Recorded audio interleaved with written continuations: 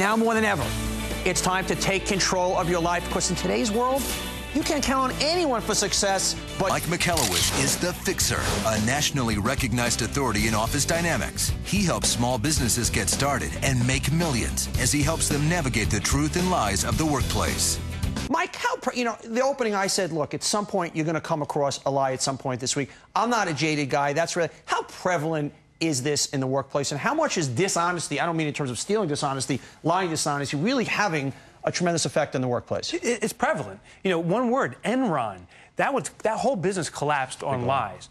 Now, lies also beget lies. So when the little thing starts, the little deception starts, it starts manifesting more and more, and lies start building.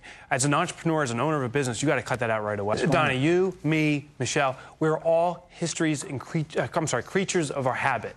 We repeat history. The biggest move you can take is to look at someone's past. Call the former employer, do background checks, find out how they behaved in the past. And in the interviews, don't ask about what they're going to do, ask about what they've done in the past, and check for reoccurring patterns of lying. Investors are not investing in the business as much as they're investing in the jockey, the guy that's running the show. So you have to take immediate action, show that you're a decisive leader and you can fix it. Do I like you or not? And into the what can you produce realm. So I disagree with that. That's fine. I think what you're doing by giving them specifics, you're telling them the formula of answers you want.